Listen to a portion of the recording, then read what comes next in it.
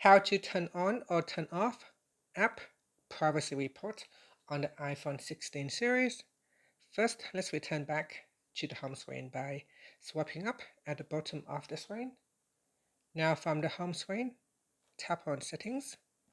Then in the Settings page, we now scroll down and tap on Privacy and Security.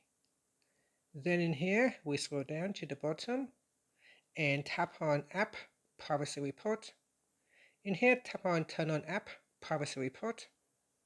And here's the App Privacy Report. Records data and sensor access, app and website network activity, and the most frequently contacted domains.